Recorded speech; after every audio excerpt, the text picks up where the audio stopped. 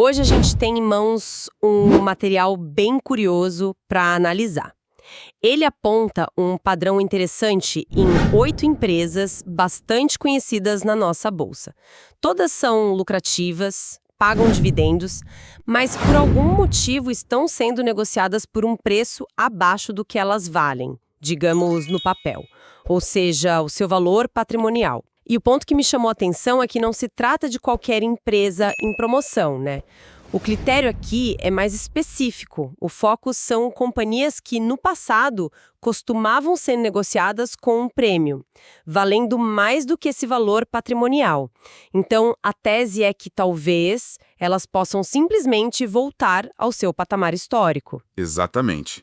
E antes de a gente olhar empresa por empresa, é bom alinhar esse conceito central, né? O valor patrimonial por ação, o famoso VPA. Sim, por favor. A maneira mais fácil de pensar nisso é imaginar o valor de desmonte de uma empresa. Se hoje ela decidisse vender todos os seus ativos, quitar todas as suas dívidas, o dinheiro que sobrasse, dividido pelo número de ações, seria o VPA. Entendi. É o valor líquido dela, basicamente. Isso. Em teoria, o preço da ação não deveria cair muito abaixo disso por muito tempo. E um ponto crucial que o material destaca é que todas as 8 da lista têm um endividamento controlado. Isso dá um certo conforto, sabe? Mostra que o desconto não vem de um risco de quebradeira iminente. A nossa tarefa aqui é entender a história por trás de cada desconto. Ótimo. Vamos começar então por uma empresa de um setor que muita gente considera uma fortaleza de estabilidade. ISA, CATEP, do setor de transmissão de energia.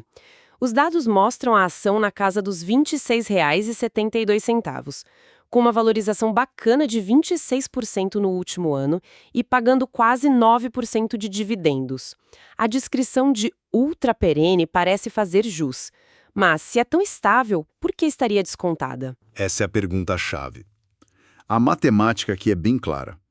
A empresa negocia com um desconto a 0,83 vezes o seu valor patrimonial. Ou seja, o mercado está pagando 83 centavos para cada real de patrimônio da companhia. O VPA dela, o valor justo contábil, seria de R$ 31,73. Uma diferença considerável. Sim, e o que intriga é o histórico. Desde 2016, a média dela foi negociar acima de uma vez seu patrimônio. O desconto atual pode refletir um receio do mercado com questões regulatórias futuras ou a necessidade de grandes investimentos. A aposta aqui é que esse receio talvez seja exagerado por uma empresa com receitas tão previsíveis. Entendi. A tese é que o mercado está precificando um risco que talvez não se concretize. E no setor financeiro a gente vê algo parecido com o Banco ABC. Ele está cotado perto de R$ 23,90, subiu bem, 31% no último ano, e com um dividendo ainda maior, de 11%. O padrão se repete, mas o motivo do desconto é outro. O banco negocia a 0,87 vezes o valor patrimonial. O VPA dele é de R$ 27,39. O Banco ABC é muito focado em crédito para empresas de médio e grande porte. Ah, tá. Então, quando a economia dá sinais de fraqueza, o mercado inteiro fica com medo de uma onda de calotes nesse segmento, o que impactaria o lucro do banco. O preço atual reflete esse medo. A análise sugere que a carteira de crédito deles pode ser mais sólida do que o preço atual indica. Faz sentido. Então, um desconto é por risco regulatório, o outro por risco de crédito. Isso já mostra que a mesma métrica pode contar histórias bem diferentes. Agora vamos para um bloco que costuma ter um fator extra de complexidade. Empresas com forte influência estatal e também uma holding. Começando pela Bradespar, que está cotada a R$ 21. A performance dela foi impressionante, alta de 46% e dividendos de 15%.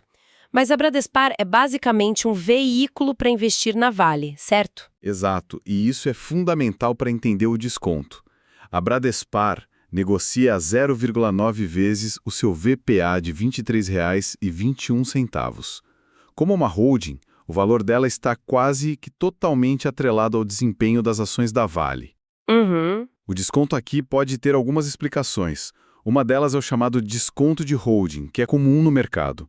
Outra que o investidor pode estar embutindo no preço um risco adicional, tipo ligado à volatilidade do minério de ferro ou a questões ESG da própria Vale. O ponto é que, historicamente, esse desconto já foi menor. Certo.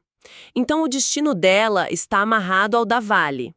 E quando o controlador é o próprio governo, o Banco do Brasil é o próximo da lista, a cotação está em R$ 21,86, e aqui o desconto é bem mais forte, negociando apenas 0,7 vezes o valor patrimonial. Bem mais forte. O dividendo foi de 5%, explicado por uma queda pontual no lucro. Aqui a gente entra no território do Risco Brasil. O VPA do banco é de quase R$ 32. É uma distância enorme para o preço de tela. Se a gente olhar para o período de 2016 a 2019, o BB negociava tranquilamente acima do seu valor patrimonial. O que mudou? O material aponta o fator ano eleitoral como um catalisador de incerteza. Espere um pouco. Você mencionou o fator eleição para o Banco do Brasil. Na prática, o que isso significa para quem investe? É o medo de uma mudança de rumo na diretoria? É isso? Basicamente, sim. É o receio de que a estratégia focada em rentabilidade que marcou os últimos anos seja deixada de lado, em favor de uma agenda mais política, como, por exemplo, a concessão de crédito subsidiado. Ah, entendi. Isso pode não acontecer, mas o mercado, na dúvida, prefere pagar menos pela ação. O mesmo raciocínio se aplica a outra estatal da lista, a Petrobras. Falando nela, a Petri 4 também negocia com desconto a 0,92 vezes seu valor patrimonial e entregou um dividendo bem gordo de 10,7%. Sim, e com a Petrobras a história é ainda mais complexa. O VPA dela é de R$ 32,81. Além do risco político, que é muito presente, na política de preços dos combustíveis, por exemplo, há o fator do preço do petróleo. A análise sugere que o barril está em patamares que podem ser considerados baixos dentro de um ciclo histórico. Sei. Se a gente entra em um novo ciclo de alta das commodities, a Petrobras se beneficia enormemente. Então, quem investe nela hoje está apostando contra o risco político e a favor de uma alta do petróleo. O desconto existe porque são duas apostas grandes a se fazer. Ok, ficou bem mais claro agora. Vamos para o nosso último bloco. E ele começa com um caso que me deixou intrigada. O banco Banrisul, a ação BRSR6, teve uma alta espetacular de mais de 80% nos últimos 12 meses, cotação em R$ 16,70. Como é possível subir tanto e ainda estar negociando abaixo do valor patrimonial e ainda pagou 9% de dividendos? É um caso que ilustra bem a dinâmica do mercado, Mesmo com essa alta toda, o Banrisul ainda está longe do seu VPA, que é de R$ 27,14. O que aconteceu é que ele estava extremamente descontado. Ah, partiu de muito baixo. Ativa nos resultados do banco. A grande dúvida, e o que justifica o desconto que ainda existe, é se essa melhora é sustentável. O material lembra daquela máxima, cotação tende a seguir lucro. Se o Banrisul conseguir provar que os lucros maiores vieram para ficar, a tendência é que o preço continue subindo. Entendi. A alta foi forte, mas tinha muito espaço para correr. Mudando de setor completamente, vamos para a construção civil com a EZTEC. Cotação em 14,49, alta de quase 50% no ano, e ainda assim negocia abaixo de 0,8 vezes o patrimônio, com dividendos de 10,7%.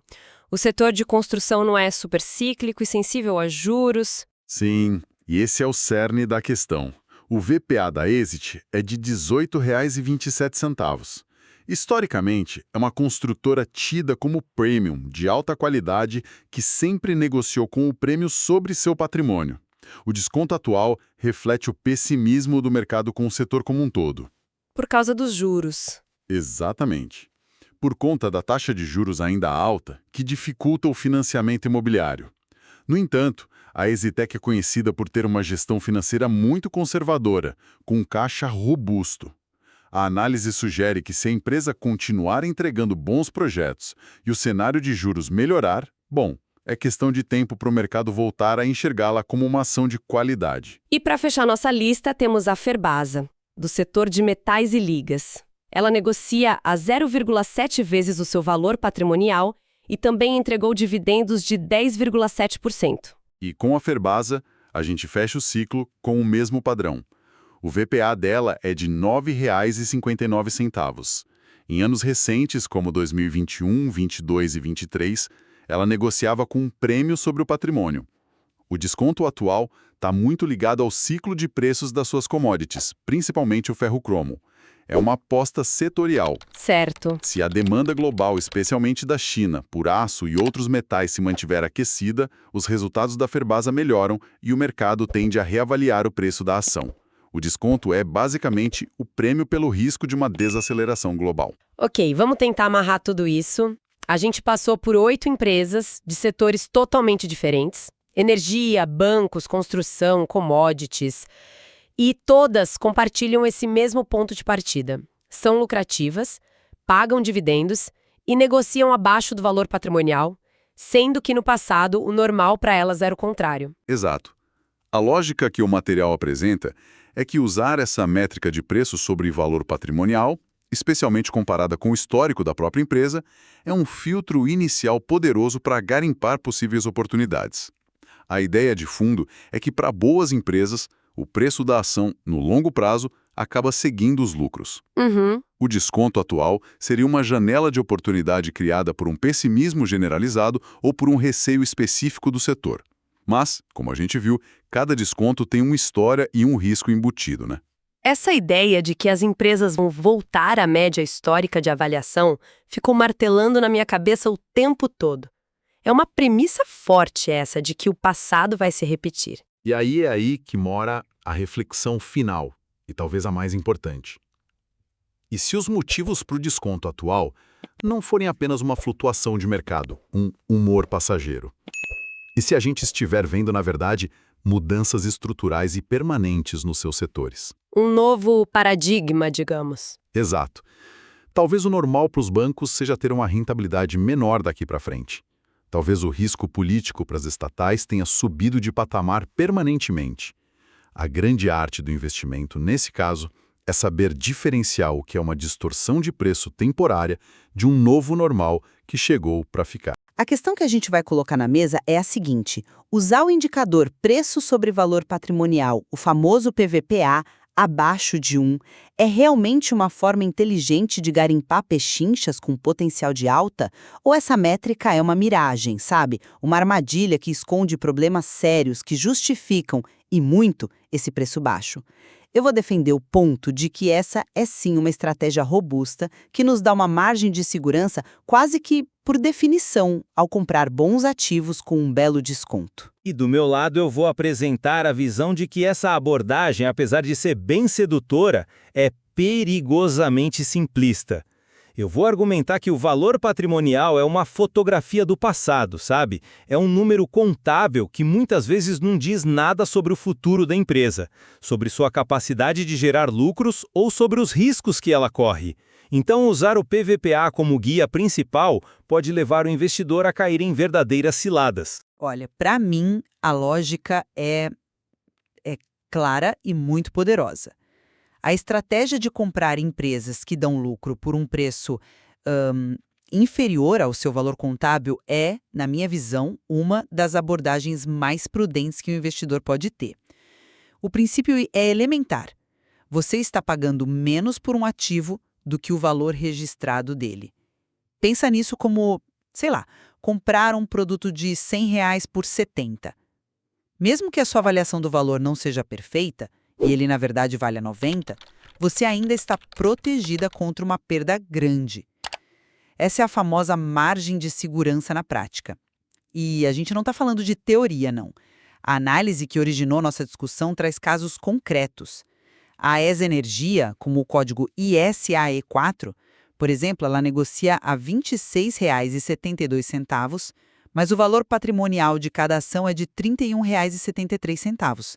É um desconto relevante. O caso do Banco do Brasil, o BBAS3, é ainda mais gritante. Negociado a R$ 21,86, enquanto seu patrimônio por ação beira os R$ 32. A gente está falando de um desconto de mais de 30% em um dos maiores bancos do país, uma empresa com um histórico de lucratividade, assim, incontestável. E tem mais, né? Empresas como a construtora EZEC, a EZTC3, e a holding Bradespar, a BRP4, têm o histórico de serem negociadas com ágio, ou seja, acima do valor patrimonial. Isso sugere fortemente que os preços atuais são uma distorção, uma anomalia de mercado que oferece um potencial de valorização muito claro quando o preço convergir de volta para sua média histórica. Entendi. Eu vejo essa mesma paisagem, mas com olhos bem diferentes. Focar de forma obsessiva no PVPA baixo me parece um caminho arriscado, porque, como eu disse, o valor patrimonial é um retrato do passado. É um número estático, que pode ter pouquíssima relação com o que realmente importa para o acionista, que é a capacidade futura da empresa de gerar caixa. O mercado, na maioria das vezes, ele não é irracional, sabe? Se ele está pagando barato por algo, geralmente existe um bom motivo. E a contabilidade, por sua natureza, não captura esses motivos.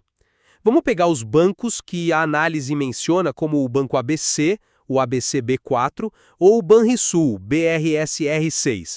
Uma fatia enorme do valor patrimonial deles está na carteira de crédito, nos empréstimos que eles fizeram. Agora, o que acontece se a economia piora e a inadimplência dispara? Aquele valor contábil que parecia tão sólido pode vir a pó rapidamente. O mercado pode estar simplesmente colocando no preço esse risco que é real e iminente. Isso nos leva a outro ponto perigoso: a armadilha de valor.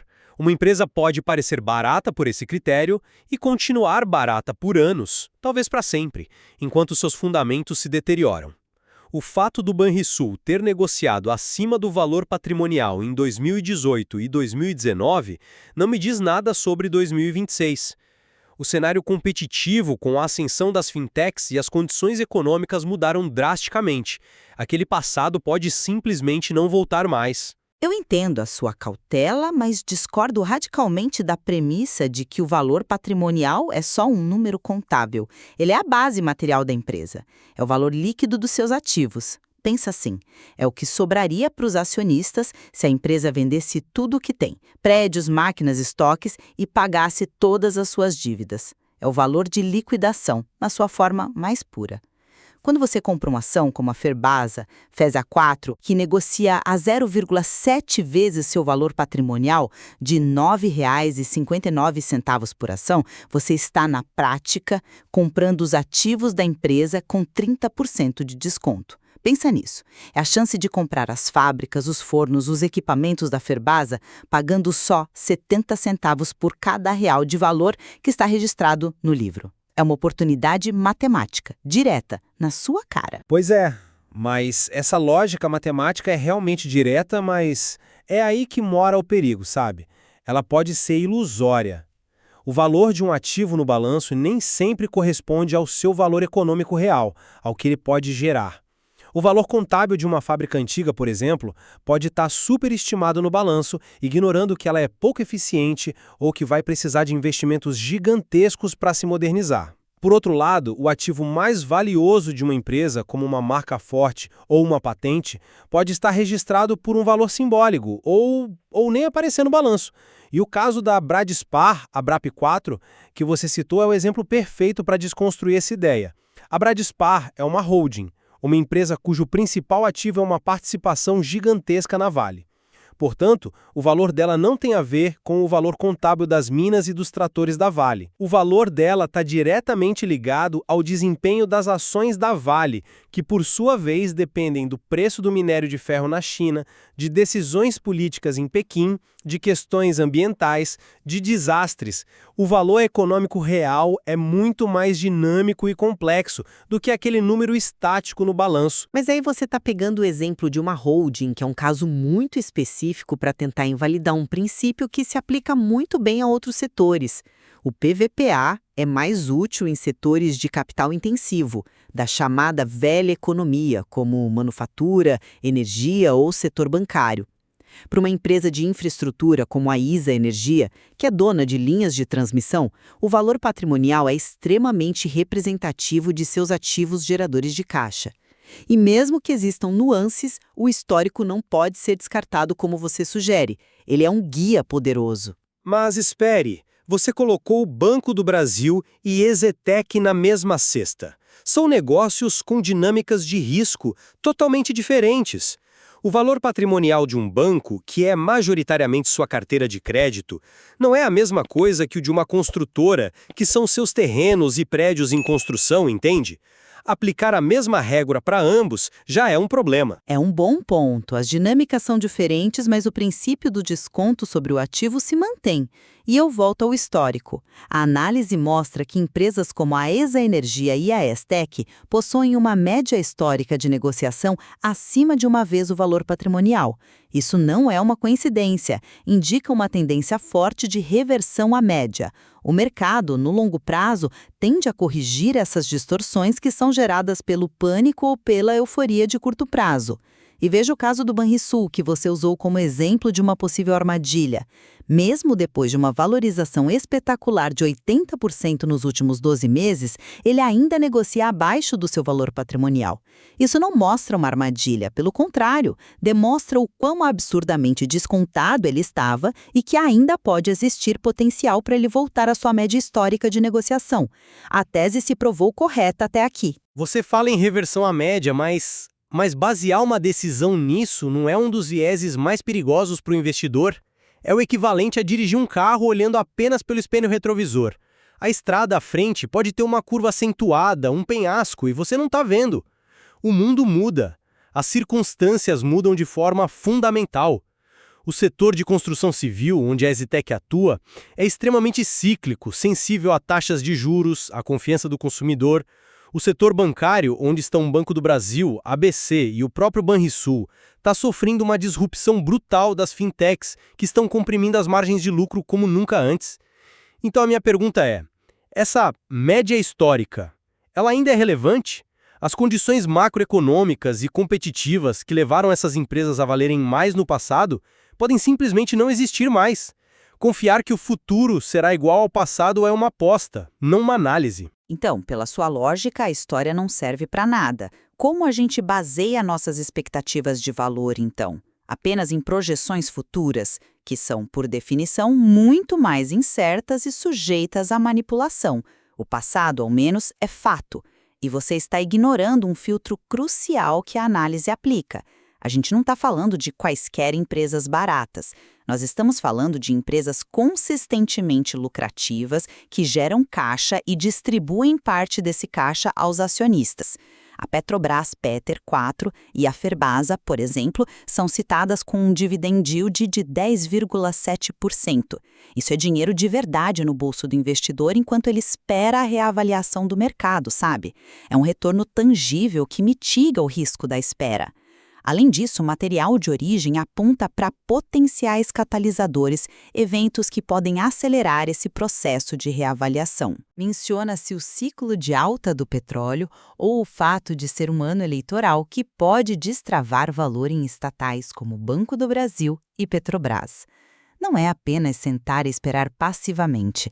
Existem gatilhos plausíveis para que o valor que está reprimido seja finalmente liberado. É exatamente nesse ponto dos catalisadores que, para mim, a tese do PVPA se enfraquece em vez de se fortalecer. Se o sucesso do seu investimento na Petrobras depende de você acertar a direção do preço do barril de petróleo, ou se o investimento no Banco do Brasil depende do resultado de uma eleição, então a sua análise deixou de ser sobre os fundamentos da empresa refletidos no seu valor patrimonial, ela se tornou uma especulação sobre eventos macroeconômicos e políticos que são por natureza imprevisíveis. Isso demonstra que o valor real da Petrobras está muito mais ligado a esses fatores voláteis e externos do que ao valor contábil de suas refinarias e plataformas. Isso torna o PVPA um indicador secundário, quase um ruído, e não a âncora da tese de investimento. O verdadeiro motor do preço é algo que o balanço patrimonial simplesmente não tem como capturar. Se a sua tese de valor precisa de um catalisador externo para funcionar, talvez o valor não estivesse realmente lá para começo de conversa. Eu vejo de forma diferente. Os fundamentos sólidos representados pelo patrimônio e pela lucratividade são um combustível no tanque. O catalisador é apenas a faísca que liga o motor. Sem combustível, a faísca não faz nada. E para mim, o caso de investimento se apoia num tripé muito sólido. Primeiro, o preço de negociação abaixo do valor dos ativos, que cria margem de segurança. Segundo, uma lucratividade comprovada e recorrente que gera caixa e dividendos, remunerando o investidor pela paciência. E terceiro, um histórico de avaliações mais altas, que sugere uma forte probabilidade de reversão à média. O desconto que a gente vê em empresas como o Banco do Brasil, negociando a 0,7 vezes seu patrimônio, ou a ESA Energia, a 0,83 vezes, não é só um número numa tela. Ele representa uma oportunidade concreta de comprar R$ 1 de ativos pagando 70 ou 80 centavos. É uma abordagem testada pelo tempo, baseada em lógica e em fatos observáveis. E eu concluo com a minha visão de que o PVPA é uma métrica que precisa ser usada com extrema cautela, quase como um sinal de alerta. Pode ser o ponto de partida para uma investigação, mas nunca, jamais o ponto de chegada de uma análise. Um PVPA baixo pode sim sinalizar uma oportunidade, mas ele também pode ser o sintoma de uma doença grave, uma empresa em declínio estrutural, com ativos de baixa qualidade ou enfrentando riscos gigantescos que o mercado de forma eficiente já colocou no preço. O foco principal do investidor inteligente deve ser sempre no futuro, na capacidade da empresa de gerar lucros e caixa crescentes e na qualidade da gestão que vai alocar esse capital. E isso, infelizmente, um simples múltiplo contábil que olha para o passado não consegue capturar sozinho. No fim, fica muito claro que avaliar empresas é uma disciplina extremamente complexa, né? Não tem resposta fácil ou fórmula mágica que funcione o tempo todo. A nossa divergência de perspectiva sobre a utilidade do indicador PVPA apenas ressalta a importância de um exame crítico e profundo sobre qualquer métrica de investimento, em vez de aceitá-la cegamente. Exatamente. A análise que serviu de base para a nossa conversa hoje é um excelente ponto de partida. Ela levanta nomes, números e provoca o raciocínio. Mas a conclusão final sobre o que realmente constitui valor no mercado de ações cabe a cada investidor, que tem a tarefa de aprofundar sua própria investigação e decidir qual abordagem faz mais sentido para seus objetivos. Esse estudo não constitui nenhum serviço de análise ou recomendação. Este é um mercado de renda variável, bolsa de valores, onde o risco é inerente, toda e qualquer decisão é de cada investidor. Um abraço e até a próxima.